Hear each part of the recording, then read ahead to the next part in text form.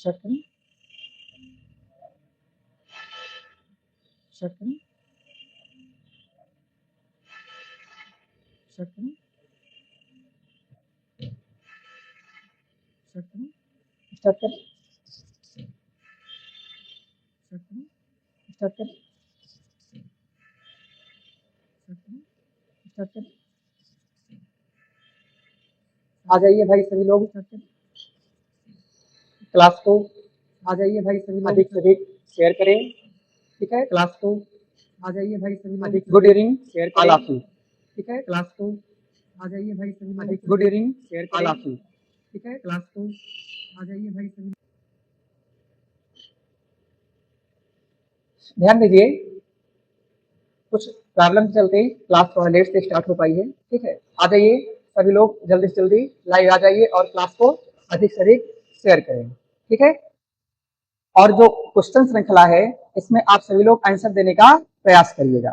ठीक है, और कॉपी कलम लेकर के आप लोग बैठिएगा, जिससे जो भी क्वेश्चंस हैं उनके एक्सप्लेनेशंस आप अपने कॉपी में राइट डाउन कर पाए। ओके, आइए स्टार्ट करते हैं। पहला क्वेश्चन क्या है? Current affairs. ठीक है, करंट अफेयर्स, करंट अफेयर्स का पहला क्वेश्चन है, कहा गया है कि दिसंबर 2024 में भारत का पहला सीमावर्ती सौर गांव किसे घोषित किया गया?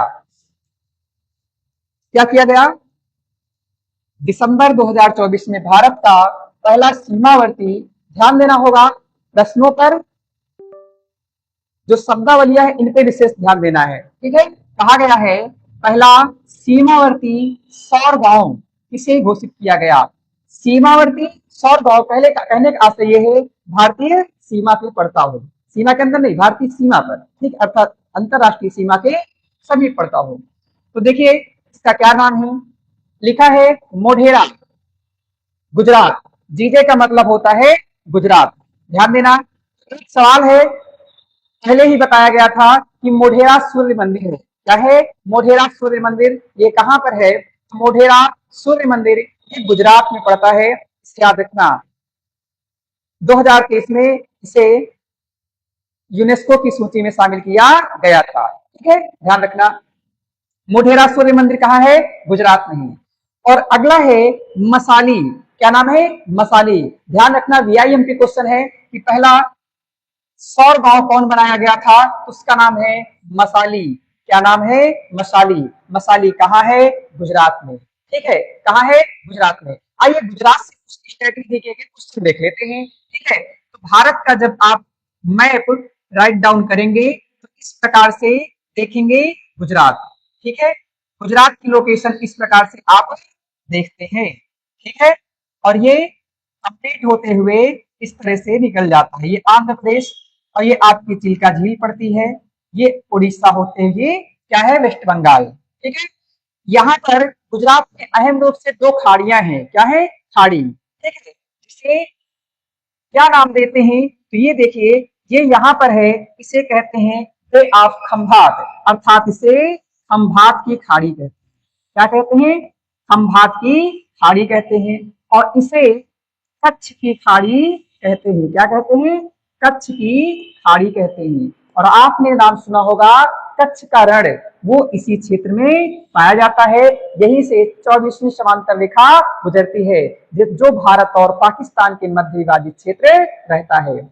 और यहीं पर गुजरात में ही एक नाम है जिसे गौर माता या सरक्रीक पॉइंट के नाम से जानते हैं, जो भारत का सबसे पश्चिमी बिंदु है। ठीक है, भारत का सबसे पश्चिमी बिंदु है, इसे याद रखिएगा। ठीक है, तो ये क्या है? कौन सी खाड़ी है? ये है कच्छ की खाड़ी। और ये क्या है? ये खंभात की खाड़ी है। कुछ अहम क्वेश्चन यहां से और पूछे जाते हैं। खंभात की खाड़ी में गिरने वाली कुछ अहम नदियां कौन कौन सी हैं? तो ध्यान देना, एक आती है साबरमती। क्या नाम है नदी का? साबरमती। साबरमती, वही साबरमती है जिसके तट पर महात्मा गांधी ने साबरमती आश्रम बनाया था। ठीक है, और एक है, आप देखिएगा, जिसका नाम है माही नदी। क्या नाम है? नाम सुना होगा आपने, माही नदी। कौन? माही नदी। और एक आपका पड़ता है नर्मदा। कौन है? नाम है नर्मदा। इसे ध्यान रखिएगा, नाम है नर्मदा और एक नाम है ताप्ती। क्या नाम है? ध्यान रखना, ताप्ती पड़ता है। क्या है? ताप्ती। तो इनका क्रम याद रखना, साबरमती, माही, नर्मदा और ताप्ती। ये 4 नदियां हैं, आपको ध्यान रखना आवश्यक है। ठीक है। और आपसे कभी सवाल ये पूछ लिया जाता है कि आप ये बताइए, आपसे क्वेश्चन पूछ लिया जाता है कि ये बताइए, एक है सतपुड़ा श्रेणी और एक है विंध्याचल श्रेणी। तो ध्यान देना, विंध्याचल श्रेणी और सतपुड़ा श्रेणी पूछा जाता है। ये है विंध्याचल श्रेणी और ये है सतपुड़ा श्रेणी। इंपॉर्टेंट है, कभी पूछा जाए सतपुड़ा श्रेणी किनके मध्य है, तो ध्यान देना, नर्मदा और ताप्ती। नर्मदा और ताप्ती के मध्य कौन सी पर्वत श्रेणी है, उसका नाम याद रखेंगे, सतपुड़ा। क्या नाम है? सतपुड़ा। और सतपुड़ा की सबसे ऊंची चोटी कौन है, आप लोग बताइएगा। ठीक है। तो ध्यान रखना, सतपुड़ा किसके मध्य है? नर्मदा और ताप्ती के मध्य है। ठीक है। और फिर आगे देखेंगे कि विंध्याचल और सतपुड़ा के मध्य से कौन सी नदी प्रवाहित होती है। तो ध्यान रखना, विंध्याचल और सतपुड़ा के मध्य से नदी प्रवाहित जो होती है उसका नाम है नर्मदा नदी। क्या नाम है? नर्मदा नदी। इस बात को आप ध्यान रखेंगे। और ध्यान रखना, किन्हीं 2 पर्वतमालाओं के मध्य से जो नदी प्रवाहित होती है उनको ध्यान देना, उनमें एक अहम नाम है नर्मदा। इसे कहते हैं भ्रंश घाटी। क्या कहते हैं? इसे कहते हैं भ्रंश घाटी। जैसे देखिए, ये जमीन का टुकड़ा है, ठीक है, इसमें इस तरफ पर्वत है, इस तरफ पर्वत है। तो ध्यान दीजिएगा, पहले जमीन का टुकड़ा था, लेकिन मध्यवर्ती भाग नीचे धंस जाने के कारण यहां से नदियां प्रवाहित होने लगती हैं। इनको क्या कहते हैं? भ्रंश घाटी कहते हैं। इसे आप ध्यान रखिएगा। ओके। तो ध्यान रखना, VIMP है कि ताप्ती और नर्मदा के मध्य सतपुड़ा पर्वत पड़ता है। ठीक है। और विंध्याचल और सतपुड़ा के मध्य नर्मदा नदी प्रवाहित होती है। नर्मदा और ताप्ती 2 ऐसी नदियां हैं जो भ्रंश घाटी से होकर प्रवाहित होती हैं। इस बात को आप ध्यान रखेंगे। ठीक है। और ये तीनों नदियां कहां गिरती हैं? चारों खंभात की खाड़ी में। ठीक है। और गुजरात से एक पॉइंट और बनता है, आप कभी भी ध्यान दीजिएगा, बहुत ही IMP क्वेश्चन बन जाता है जो पेपर में आपसे पूछा जाता है या पूछे जाने की प्रबल संभावनाएं होती हैं। ध्यान दीजिएगा, जैसे क्वेश्चन कहा गया है कि, ध्यान दीजिएगा, क्वेश्चन है जैसे ये गुजरात है। क्या है? गुजरात है। ठीक है। उम्मीद करते हैं आपको दिखाई देता होगा अच्छे से। ये गुजरात है। ठीक। ये चिल्का झील है, आपका उड़ीसा है। आपसे अक्सर सवाल ये पूछ लिया जाता है कि बताइए कौन सी राज्यों से होकर के आपकी कर्क रेखा गुजरती है। ठीक है। तो VIMP है, कर्क रेखा भारत के कितने राज्यों से होकर गुजरती है। तो ध्यान देना, सबसे पहला नाम आ जाता है, क्या नाम है? तो ध्यान रखना, गुजरात है। क्या नाम है? इस प्रकार से कर्क रेखा गुजरती है। सवाल पूछा जाता है भारत के मध्य से कौन सी रेखा गुजरती है, उसका नाम है कर्क रेखा। क्या नाम है? कर्क रेखा। तो नाम है, सबसे पहले पड़ता है गुजरात। क्या नाम? गुजरात। ठीक है। गुजरात के बाद पड़ता है राजस्थान। क्या नाम है? राजस्थान। फिर है मध्य प्रदेश यानी MP। गुजरात, राजस्थान, मध्य प्रदेश। फिर आता है छत्तीसगढ़। क्या आता है? छत्तीसगढ़। फिर आता है झारखंड। ठीक है, झारखंड। उसके बाद आता है वेस्ट बंगाल और फिर आता है आपका त्रिपुरा। क्या है? त्रिपुरा। और फिर आता है आपका मिजोरम। क्या आता है? मिजोरम। तो ध्यान रखना, भारत के मध्य से जो कर्क रेखा गुजरती है इसे क्या कहते हैं? इसे इंग्लिश में क्या कहते हैं? Line of cancer. क्या कहते हैं? Line of cancer. ध्यान देना। तो इसमें इस पर पड़ने वाले भारत के कितने राज्य हैं? राज्य गिन लीजिए, 1 2 3 4 5 6 7 8। और इनका क्रम क्या है? आपसे कभी पश्चिम से पूरब की ओर पूछा जाए तो गुजरात, राजस्थान, मध्य प्रदेश, छत्तीसगढ़, झारखंड, वेस्ट बंगाल और त्रिपुरा और मिजोरम। ये आपको अहम रूप से ध्यान रखना होगा। ठीक है, अब आगे बढ़ते हैं, इंपॉर्टेंट है, ध्यान रखना। ठीक है, तो क्या कहा गया है, दिसंबर 2024 में भारत का पहला सीमावर्ती सौर गांव कौन बना, तो नाम है मसाली। ये कहां है, गुजरात में। उम्मीद करते हैं ये जानकारी आपको समझ में आई होगी। ठीक है, अब क्वेश्चन नंबर सेकंड देखते हैं। अब ज्यादा एक्सप्लेनेशन करने के चक्कर में पड़ा जाएगा तो आप समझ सकते हैं बहुत ज्यादा टाइम लग जाएगा, है ना। सेकंड क्वेश्चन देखिए, हाल ही में पूर्वांचल का पहला सैनिक स्कूल कहां स्थापित किया गया। इसका उत्तर आप लोग बताइए, हम देखते हैं आप लोग क्या आंसर देते हैं इसका। बताइए कमेंट करके इसका आंसर क्या होगा। हाल ही में पूर्वांचल का पहला सैनिक स्कूल कहां स्थापित किया गया। ठीक है, कमेंट दिखाई देता, स्थापित किया गया। तो आइए चेक करते हैं ये आंसर कौन सा होगा। तो इसका आंसर आपको लगाना होगा गुजरात। क्या लगाना होगा, गुजरात। कुछ पढ़ाई वढ़ाई नहीं होती किसी की ना, तो क्या है इसका आंसर, क्या लगाना होगा, गोरखपुर। तो हाल ही में पूर्वांचल का पहला सैनिक स्कूल कहां स्थापित किया गया, आंसर है गोरखपुर। आपसे क्वेश्चन है, गोरखपुर किस नदी के तट पर स्थित है। VIMP क्वेश्चन है, पूछा जाता है। तो गोरखपुर राप्ती नदी के तट पर स्थित है।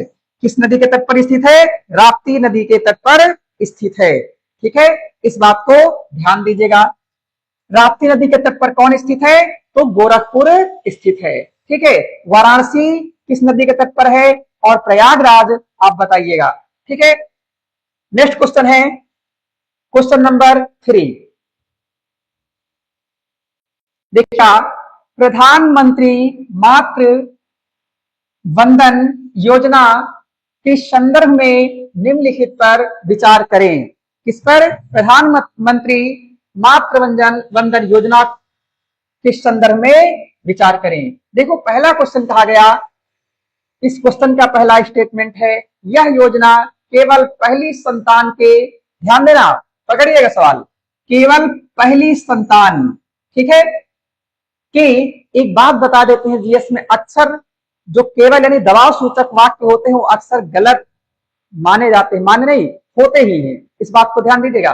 तो लिखा है केवल, यानी पहली संतान के जन्म पर गर्भवती महिलाओं को आर्थिक सहायता प्रदान की जाती है। ठीक है, आर्थिक सहायता प्रदान की जाती है। तो इसको ध्यान रखना, केवल पहली संतान नहीं, बल्कि केवल पहली संतान नहीं, बल्कि ये क्या होता है, जो गर्भवती महिलाएं होती हैं, इनको अपने बच्चे को यानी स्तनपान कराने वाली जो महिलाएं होती हैं, उनको पोषण संबंधी व्यवस्था को सुदृढ़ बनाए रखने के लिए उन्हें आर्थिक सहायता प्रदान की जाती है। और इसके तहत ध्यान देना, 3 किस्तों में 5,000 रुपए दिए जाते हैं, और इसके साथ साथ 1,000 रुपए और दिया जाता है। और इसे अभी हाल ही में घटाकर अब 3 की जगह पर 2 कर दिया गया है। लेकिन अभी ध्यान देना, ये क्या है, अभी 3 किस्तों में दिया जाता है। इसको याद रखना, कितने रुपए दिए जाते हैं, तो 5,000 रुपए। ओके, इस बात को ध्यान रखेंगे। आपसे क्वेश्चन है, तो पहला क्या है, पहला स्टेटमेंट ये गलत हो गया है। क्यों गलत हुआ है, क्योंकि पहली संतान के लिए नहीं है, बल्कि गर्भवती महिलाओं को पोषण व्यवस्थित करने के लिए दिया जाता है। ठीक है, आर्थिक सहायता। तो पहला स्टेटमेंट गलत है और दूसरा स्टेटमेंट सही है, अर्थात ऑप्शन नंबर 20 का सही है। आपसे क्वेश्चन है कि भारतीय संविधान के किस अनुच्छेद में पोषण संबंधी प्रावधान किए गए हैं, और भारतीय संविधान में प्रसूति सहायता का प्रावधान कहां पर किया गया है, यानी किस अनुच्छेद में किया गया है। आप लोग इसका आंसर जरूर बताइएगा। ठीक है, तो इसका आंसर कौन सा हो जाएगा, ऑप्शन नंबर बी। ठीक है, सेकंड क्वेश्चन देखिए नेक्स्ट, लिखा है पुस्तक एक समंदर मेरे अंदर। ये VIMP क्वेश्चन है, इसे आप ध्यान दीजिएगा, पेपर में आने की प्रबल संभावना है। एक समंदर मेरे अंदर, यह किसकी पुस्तक है? ठीक है, तो एक समंदर मेरे अंदर, यह किसकी पुस्तक है? आपको इसे ध्यान से समझना होगा। ठीक है, तो एक समंदर मेरे अंदर, आपके पास ऑप्शन हैं, ये किसकी है? अजीत डोभाल की। तो ध्यान देना कि संजीव कुमार जोशी की अमिताभ घोष की जयशंकर यानी विदेश मंत्री एस जयशंकर की है। तो ध्यान देना यह संजय जोशी जी, किसकी है? संजय जोशी जी की है। ठीक है, तो ध्यान देना संजय जोशी जी की पुस्तक का नाम क्या है? एक समंदर मेरे अंदर। क्या नाम है? एक समंदर मेरे अंदर। ठीक है, ये कौन है? तो ध्यान देना ब्रह्मोस एयर स्पेस के डिप्टी CEO हैं। क्या है? BrahMos air space, BrahMos air space के ये डिप्टी CEO हैं, चीफ एग्जीक्यूटिव ऑफिसर। ठीक है, इन्होंने इस पुस्तक को लिखा है। क्या नाम है? एक समंदर मेरे अंदर। आपको ये बताना होगा अजीत डोभाल की पुस्तक का नाम क्या है। ठीक है, तो Ajit Doval the James bond, Ajit Doval the James bond किसकी पुस्तक है? तो अजीत डोभाल की है। सुब्रमण्यम जयशंकर की पुस्तक का नाम क्या है? आप बताइएगा। ओके, नेक्स्ट क्वेश्चन, लिखा है वेटलैंड शहर। मान्यता के संदर्भ में निम्नलिखित कथनों पर विचार कीजिए, अर्थात इनमें से कौन सा कथन सही है? आप इसका आंसर बताइए कमेंट करके,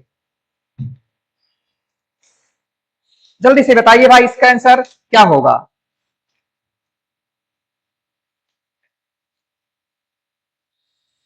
इसका आंसर बताइए कि वेटलैंड के संदर्भ में निम्नलिखित में से कौन सा सही है।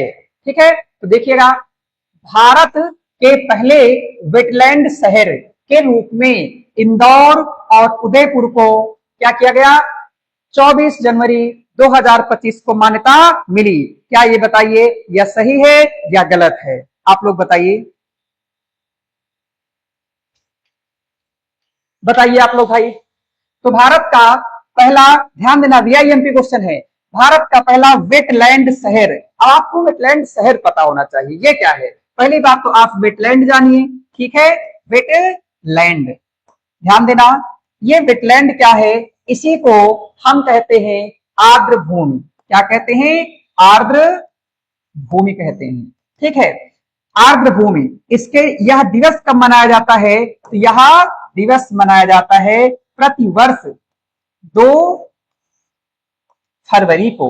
ठीक है, क्यों मनाया जाता है? क्योंकि 2 फरवरी 1971 को ईरान के रामसर नामक शहर में पहली बार इसकी बैठक हुई थी, और इसमें यह बताया गया कि दुनिया भर की जितनी दलदली भूमि है, चाहे वो मानव निर्मित हो चाहे प्राकृतिक, ठीक है, इनके संरक्षण के लिए काम किया जाएगा, जिससे बायोडाइवर्सिटी व्यवस्थित हो सके। इस बात को ध्यान रखेंगे। आपसे सवाल पूछा जाता है सर्वाधिक वेटलैंड है कहां पर, यानी आर्द्र भूमि क्षेत्र सर्वाधिक कहां पर है? तो आर्द्र भूमि क्षेत्र सर्वाधिक आपके यूके में है। कहां पर है? यूके में। और यूके में लगभग 175 है, यानी 175 आर्द्र भूमियां हैं। इसी प्रकार से पूछा जाता है दुनिया की सबसे ऊंची आर्द्र भूमि कौन है? तो उसे ध्यान देना, दुनिया की सबसे ऊंची आर्द्र भूमि से कौन सी है?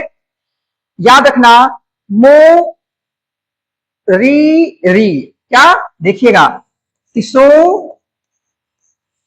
मोरीरी, तिसो मोरीरी, ये दुनिया की सबसे ऊंची आर्द्र भूमि है। ये कहां पर है? ये लद्दाख में है। कहां पर है? लद्दाख में है। ठीक है, इस प्रकार से आप इसको याद रखेंगे। ठीक है, आपको यह बताना है हेमिस नेशनल पार्क कहां है। ओके, इसको बताना है। तो दुनिया में कहां है? यूके में सबसे ज्यादा है। और भारत में कहां है? तो तो भारत में ये तमिलनाडु में है। कहा? तमिलनाडु में है। भारत में तमिलनाडु राज्य में सर्वाधिक है। कितनी है? तो यहाँ पर लगभग 20 है। कितनी? 20 है। ठीक है। तमिलनाडु राज्य में सर्वाधिक आर्द्र भूमि क्षेत्र पाए जाते हैं। और उत्तर प्रदेश में कहां पर है? तो यूपी में कितने हैं? यूपी में कुल मिलाकर के 10 आर्द्र भूमि है। कितने हैं? कुल मिलाकर के 10 आर्द्र भूमि है। इस बात को आप जरूर ध्यान देंगे। और अभी बात किया जाए समस्त भारत में कितने हैं, तो समस्त भारत में कुल मिलाकर 91 आर्द्र भूमियां हैं। ठीक है। तो इस बात को आप पूरी तरह से याद रखेंगे। क्या याद रखेंगे? भारत में कुल मिलाकर के 91 आर्द्र भूमियां हैं। भारत में सबसे ज्यादा कहां है? तो तमिलनाडु में है। डाटा याद रखना। यूपी में कुल मिलाकर कितने हैं? तो यूपी में कुल मिलाकर 10 हैं। ठीक है। तमिलनाडु में कितने हैं? कुल मिलाकर 20 हैं। इस बात को आप अच्छे से याद रखिएगा। ठीक है। 91 में भी हाल ही में कौन कौन जोड़ा गया? तो ध्यान रखना, वो 2 हैं और 2 के दोनों राजस्थान में है। कौन है? तो एक नाम है खीचन और एक नाम है मेनार। खीचन और एक नाम है मेनार। इन बातों को आप ध्यान रखेंगे। ये दोनों कहां है? राजस्थान में है। ठीक है। ये बात आप जरूर याद रखेंगे। अब थोड़ी सी बात कर लेते हैं उत्तर प्रदेश में आर्द्र भूमियां कौन कौन सी हैं। ये पेपर में डायरेक्ट मिलान करने के लिए आती हैं कि उत्तर प्रदेश में जो आर्द्र भूमि है वो कौन कौन से हैं। इंपॉर्टेंट है। ठीक है। देखिए, किसी को पता हो तो आप लिख करके भेजिए भाई। तो उत्तर प्रदेश में कौन कौन से हैं? तो पहली बात तो आपको याद रखना होगा, ऊपरी गंगा। क्या नाम है? ऊपरी गंगा, जो बुंदेलखंड क्षेत्र में। कहा? बुंदेलखंड क्षेत्र में है। इस बात को ध्यान रखेंगे, बुंदेलखंड क्षेत्र में है। और दूसरा है नवाबगंज पक्षी अभ्यारण्य। क्या है? नवाबगंज पक्षी अभ्यारण्य। ठीक है। ये कहां है? तो ये आपका उन्नाव जिले में है। उत्तर प्रदेश के उन्नाव जिले में है। ठीक है। और उसके बाद पार्वती अर्गा। क्या? पार्वती अर्गा पक्षी अभ्यारण्य। पार्वती अर्गा पक्षी अभ्यारण्य। ठीक है। पक्षी अभ्यारण्य ये कहां है? ये गोंडा में है। ठीक, कहां है? गोंडा में है, जो आपके पड़ोस में पड़ता है। पार्वती अर्गा पक्षी अभ्यारण्य कहां है? तो गोंडा में है। अगला है समन। क्या नाम है? समन पक्षी अभ्यारण्य। ध्यान देना, समन पक्षी अभ्यारण्य ये आपका मैनपुरी में है। कहां है? मैनपुरी में है। तो इस बात को ध्यान देना, बताइएगा समन किसको भेजा जाता है? मैन को, यानी इंसान को। तो ध्यान रखना, मैनपुरी में है। अगला है समसपुर पक्षी विहार। समसपुर पक्षी विहार ये रायबरेली में है। रायबरेली में है। कहां पर है? समसपुर पक्षी विहार ये आपका रायबरेली में पड़ता है। एक नाम है सांडी। क्या है? सांडी पक्षी अभ्यारण्य। तो सांडी पक्षी अभ्यारण्य कहां है? ये आपका हरदोई में है। कहां पर? हरदोई में है। कहां है? हरदोई में है। अगला है सरसई। क्या नाम है? सरसई पक्षी अभ्यारण्य। सरसई ये कहां है? तो ये आपका याद रखना होगा, ये इटावा में है। कहां? इटावा में है। इसे ध्यान रखेंगे। अगला है सुर सरोवर, यानी सुर सरोवर। ठीक है। सुर सरोवर। सुर सरोवर ये कहां पर है? तो ये आप ध्यान रखना, ये आगरा में है। कहां? आगरा में। ओके, ये आपका आगरा में है। इसी को कीठम झील भी कहते हैं। क्या नाम कहते हैं? कीठम झील कहते हैं। इसी को हम कीठम झील के नाम से भी जानते हैं। अगला है हैदरपुर वेटलैंड। क्या नाम है? हैदरपुर वेटलैंड। यह आपका मुजफ्फर, क्या नाम है? मुजफ्फरनगर में है। कहां है? मुजफ्फरनगर में। जरूर इस बातों को आपको ध्यान में रखना होगा। और एक नाम है बखीरा। क्या नाम है? बखीरा। ठीक है, एक नाम है बखीरा। तो ये कहां है आपका? ध्यान देना, संत कबीर नगर में है। कहां पर? संत कबीर नगर में है। आपको ये बताइएगा, संत कबीर नगर से क्या सबसे पुराने कोई एविडेंस प्राप्त होते हैं? आप बताइएगा। ठीक है, तो ध्यान देना, ऊपरी गंगा, बुंदेलखंड, नवाबगंज, उन्नाव, पार्वती, अर्गा, गोंडा, शमन, मैनपुरी, समसपुर, रायबरेली और हैदरपुर। ये कहां है? मुजफ्फरनगर, शांडी, हरदोई। ठीक है, और सरसई इटावा में है। सुर सरोवर को ही हम कीठम झील कहते हैं, VVIMP कीठम झील के नाम से आता है। ये कहां है? तो आपको इसे याद रखना होगा, आगरा में है।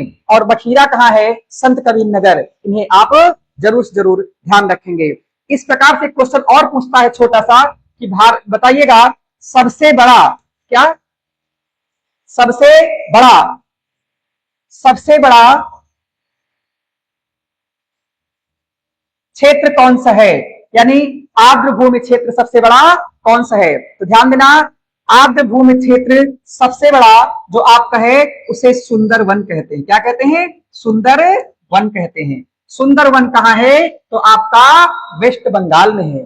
ठीक है, ये लगभग 400 कितना है? लगभग ये 423, कितना अगर सही है तो 423,000 अर्थात 42, अर्थात 4,23,000 वर्ग किलोमीटर में फैला है। इस बात को आप, 4,23,000 हेक्टेयर में फैला है। क्या है? हेक्टेयर में। ठीक है, 4,23,000 हेक्टेयर में फैला है। ये सबसे बड़ा क्या है? सुंदरवन डेल्टा जो है सबसे बड़ा आर्द्र भूमि क्षेत्र है। और इसी तरह एक आता है सबसे छोटा, ये भी पूरा VIMP है, रेणुका। क्या नाम है? रेणुका।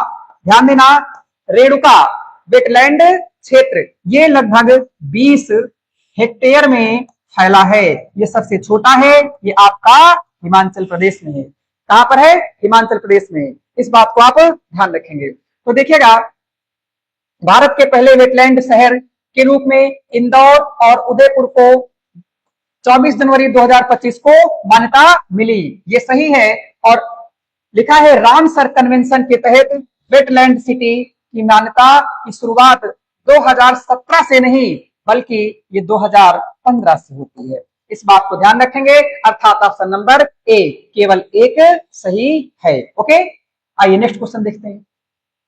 क्वेश्चन नंबर 6, इसे देखिए, निम्नलिखित में से किसे नवंबर 2024 में सर्वश्रेष्ठ समुद्री जिले का खिताब दिया गया? अर्थात सर्वश्रेष्ठ समुद्री जिला किसे घोषित किया गया? इसे आपको ध्यान देना है। तो ध्यान दीजिएगा, लिखा है कोल्लम। क्या नाम है? कोल्लम।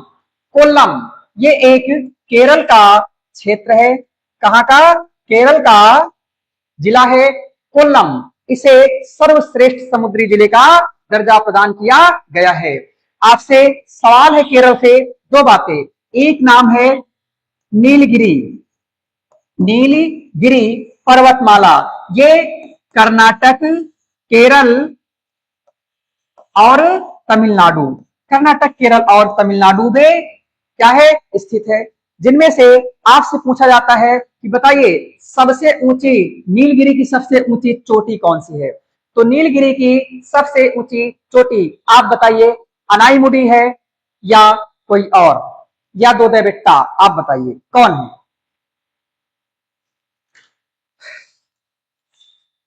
आप इसका उत्तर बताइए, अनाईमुडी है या कोई और?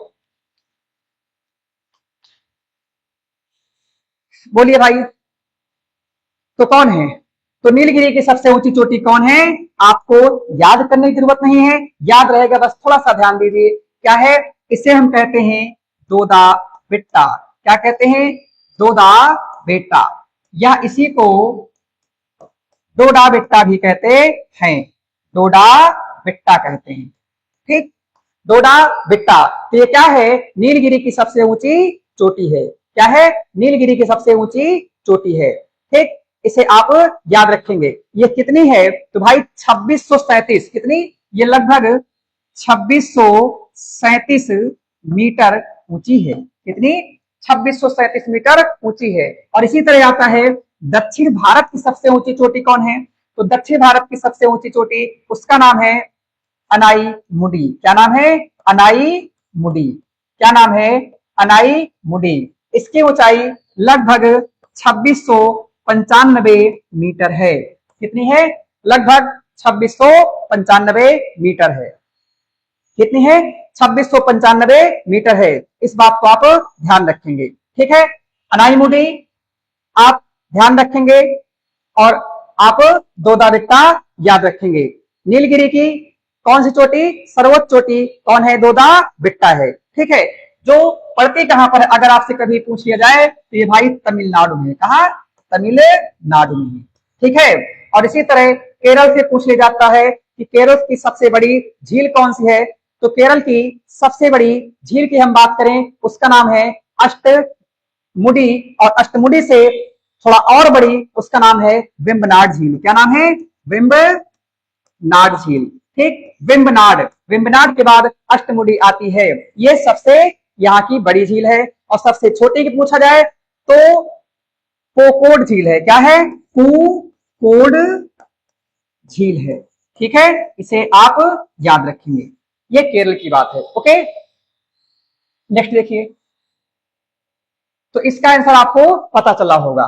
नेक्स्ट है 2024 में किसे शांति के लिए नोबेल प्राइज दिया गया है? तो 2024 में किसे शांति के क्षेत्र में नोबेल प्राइज दिया गया है? तो आप इस बात को ध्यान रखेंगे। इसका आंसर तो आप लगा ही ले जाएंगे, जापान। हमने आपसे पूछा था कि बताइएगा जो जापान है, जापान के उत्तर से दक्षिण में इनके द्वीपों का क्रम क्या है? क्योंकि जापान 4 मुख्य द्वीपों पर बसा हुआ है। तो बताइए कौन है? इन्हें बताया था हांगसू, हांगसू, होकाइडो। क्या नाम है? Hokkaido, Hokkaido. और एक है क्यूशू, क्यूशू। और एक है सिकुकू, सिकुकू। ये क्रमशः उत्तर से दक्षिण का क्रम है। हांगसो, होकाइडो, क्यूशू, सिकुकू। और कभी आपसे पूछे जाए इनके क्षेत्रफल के अनुसार, तो होकाइडो लिखने में सबसे बड़ा है, तो ये सबसे ऊपर हो जाएगा, अर्थात होकाइडो। क्या होगा? होकाइडो।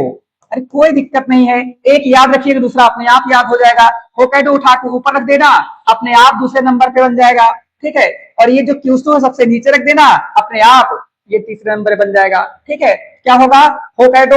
और होकाइडो के बाद हांगसू, हांगसू हो जाएगा। और हांगसू के बाद हो जाएगा सिकुकू और हो जाएगा क्यूशू, ठीक। क्यूशू लिखने में सबसे छोटा है, यही क्या हो जाएगा? सबसे छोटा आइलैंड यहाँ का हो जाएगा। इन चारों में पेपर में कोई भी सीक्वेंस आ सकता है। तो हांगसू, होकाइडो, क्यूशू, सिकुकू। एक याद रखना, क्या है? उत्तर दक्षिण क्रम। दूसरा अपने आप याद हो जाएगा। सेकंड नंबर वाला पहले रख देना, तीसरा वाला लास्ट में कर देना, अपने आप सेट हो जाएगा, ओके। ये हो गया। ये स्वीडन, स्वीडन क्या है? अभी हाल ही में ये क्या हुआ है? नाटो में शामिल हुआ है। NATO, North Atlantic Treaty Organisation, NATO में शामिल हुआ है। और यह 32वां देश बना है।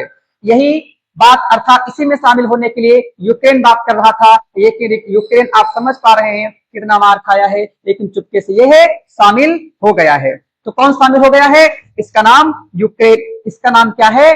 स्वीडन है। क्या नाम है? स्वीडन। क्या आप स्वीडन की राजधानी बता सकते हैं? अगर बता सकते हो तो आप बताइए भाई। स्वीडन की राजधानी आप बता सकते हो तो आप इसे बताइए, स्वीडन की राजधानी क्या है, ठीक है। तो आइए देख लेते हैं कुछ यहां से एडिशनल इंफॉर्मेशन कौन सी मिल सकती है आपको, ठीक है। तो VIMP क्वेश्चन पूछे जाते हैं, इनको देख लीजिए।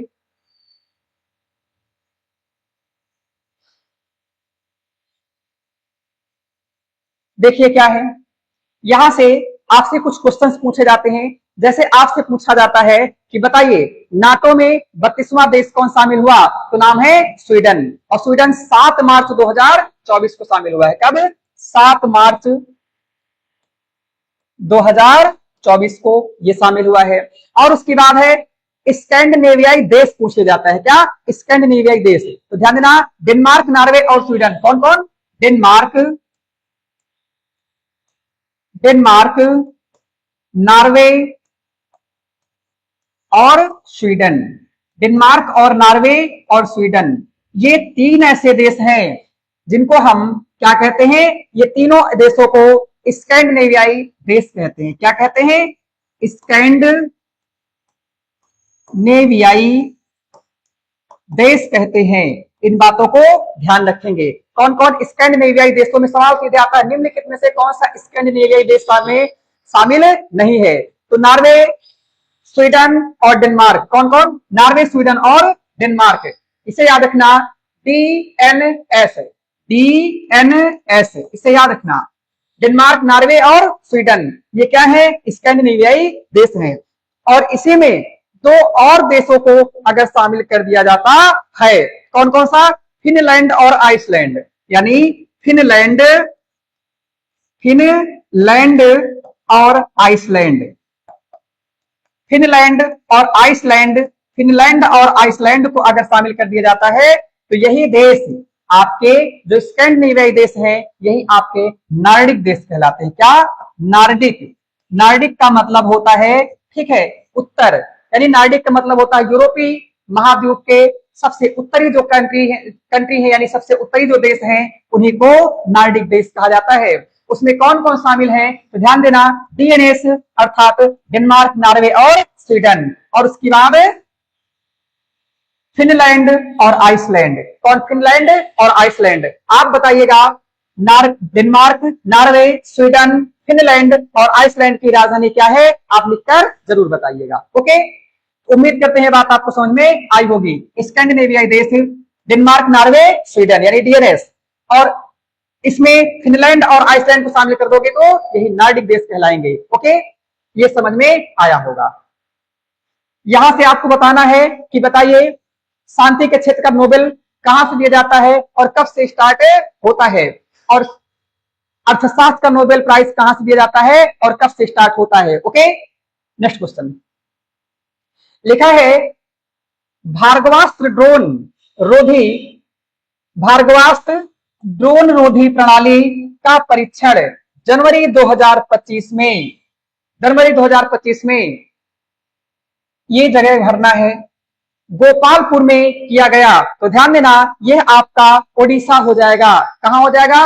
ओडिशा। यानी जो भार्गवास्त्र नाम का एक आपका हथियार है, जो ड्रोन रोधी प्रणाली को खत्म, यानी जो ड्रोन है इनको खत्म करने के लिए या काउंटर करने के लिए उड़ीसा के गोपालपुर से इनका परीक्षण किया गया है। ठीक है, इस बात को आप ध्यान रखेंगे। आपको ये बताना होगा भाषाई आधार पर गठित होने वाला पहला राज्य कौन है, आप ये बताना होगा। ठीक है, नेक्स्ट क्वेश्चन, तो इसका आंसर क्या होगा? ओडिशा। नेक्स्ट है, नवंबर 2024 में OP Jindal, OP Jindal global university, क्या नाम है? OP Jindal global university. ये कहां पर है? ओपी जिंदल ग्लोबल यूनिवर्सिटी, यह सोनीपत में है। कहां पर है? ओपी जिंदल ग्लोबल यूनिवर्सिटी, यह आपकी सोनीपत में है। ठीक है, ये भारत का पहला संविधान संग्रहालय यहां पर स्थापित किया गया। पेपर के लिए VIMP क्वेश्चन। ठीक है, आपसे पूछा जाए कि भारत का पहला संविधान संग्रहालय कहां स्थापित किया गया, आंसर हो जाएगा सोनीपत। ठीक है, ये ध्यान देना। एक सवाल है पानीपत, ये पानीपत आप बता डालिए, पानीपत के तीनों युद्ध बता डालिए अगर पता है तो। ठीक है, तो पानीपत के तीनों युद्ध, एक है 1526 और एक है 1556 और एक है 1761। ठीक है, इनको आप ध्यान रखेंगे। और यही से जुड़ता है एक 1739। 1739 में एक युद्ध होता है जिसे करनाल युद्ध के नाम से जाना जाता है। ठीक है, इसी में मोहम्मद शाह रंगीला के द्वारा क्या किया जाता है? मयूर सिंहासन अपने यहाँ उठवा लिया जाता है। कहां पर? आप इस बात को ध्यान रखेंगे, 1739 में। ठीक है, यहां पर नादिर शाह आया था और यहां पर अहमद शाह अब्दाली आया था। ओके, ये सारी बात आपको समझ में आई होगी। नेक्स्ट क्वेश्चन है, हाल ही में 16 सितंबर को कौन सा दिवस मनाया गया? तो हाल ही में 16 सितंबर को अभी हाल ही में बीता हुआ है इसमें विश्व ओजोन दिवस मनाया गया। कौन? विश्व ओजोन दिवस। तो विश्व ओजोन दिवस कब मनाया जाता है? तो 16 सितंबर को। थोड़ी सी बात कर लेते हैं ओजोन। इसका प्रतीक O3 होता है। ठीक है, ओजोन की जो खोज है, याद रखना, चार्ल्स फैब्री और हेनरी बुइसन। कौन? चार्ल्स फैब्री और हेनरी बुइसन। कौन? हेनरी बुइसन। ठीक, हेनरी बुइसन। इन लोगों ने, ये फ्रांस के रहने वाले हैं, भौतिकविद हैं, इन्होंने क्या किया है? इसकी खोज की है। और कब की है? 1913 में की है। ठीक है, इस बात को ध्यान देना। ओजोन नाप की, मोटाई नापने की इकाई क्या होती है? डाबसन। क्या होती है? डाबसन इकाई होती है। और ध्यान देना, इसकी जब जानकारी की गई कि ये अंटार्कटिका के ऊपर इसमें छिद्र हो गया है, तो इसके लिए सन 1987 को, यानी 16 सितंबर 1987 को पहली बार दुनिया भर के देशों को बुलाया गया कनाडा के मॉन्ट्रियल शहर में। कहा? कनाडा के मॉन्ट्रियल शहर में। ठीक है, तो इसको याद रखना। इसी की याद में क्या क्या आता है? ध्यान देना, 16 सितंबर को प्रतिवर्ष ओजोन दिवस मनाया जाता है। इस बात को आप पूरी तरह से याद रखेंगे। ठीक है, आपसे क्वेश्चन पूछ लिया जाता है कि बताइए, आपसे क्वेश्चन पूछ लिया जाता है, बहुत इंपॉर्टेंट है, जो पूछ लिया जाता है कि बताइए ओजोन वायुमंडल के किस संस्करण में पाई जाती है? तो ध्यान देना, अगर यह पृथ्वी है, ठीक है, तो पृथ्वी का यह क्रस्ट है। क्या है? यह क्रस्ट है। ठीक है, और पृथ्वी के जो क्रस्ट है, इसके ऊपर लेयर जो पाई जाती है, इसे हम पूरे कहेंगे क्षोभ मंडल। क्या कहेंगे? क्षोभ मंडल, यानी ट्रोपोस्फीयर। इसके ऊपर पाई जाती है, इसे हम कहते हैं स्ट्रेटोस्फीयर, यानी समताप मंडल। और जो इसके ऊपर होती है, उसे हम कहते हैं, इसी को ध्यान रखना, इसके ऊपर होता है आयन मंडल। ठीक है, और इसकी बात, यानी आयनोस्फीयर, इसकी बाद आता है मेसोस्फीयर। ठीक है, मेसोस्फीयर के बाद आता है थर्मोस्फीयर, उसके बाद आपका है एक्सोस्फीयर, यानी बहिर्मंडल।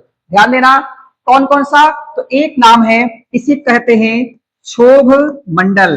क्षोभ मंडल, इसी को स्ट्रेटोस्फीयर यानी समताप मंडल। ठीक है, इसी कहते हैं आयनोस्फीयर यानी आयन मंडल। इसी अगला है मेसोस्फीयर यानी मध्य मंडल। क्या कहते हैं? मध्य मंडल। और ये आपका थर्मोस्फीयर, यानी इसे कहते हैं ताप मंडल। और ये आपका है एक्सोस्फीयर यानी बहिर्मंडल। क्या? बहिर्मंडल। इस बात को ध्यान देंगे। इसमें आपसे छोटा सवाल एक ये पूछा जाता है कि बताइएगा कौन सा ऐसा इसमें लेयर है जिसमें ओजोन परत पाई जाती है? तो भाई स्ट्रेटोस्फीयर जो आपकी है, स्ट्रेटोस्फीयर की सबसे ऊपरी जो अवस्था होती है, इसमें आपकी पाई जाती है ओजोन मंडल, ओजोन परत। इसी कहते हैं ओजोस्फीयर। क्या कहते हैं? ओजोस्फीयर।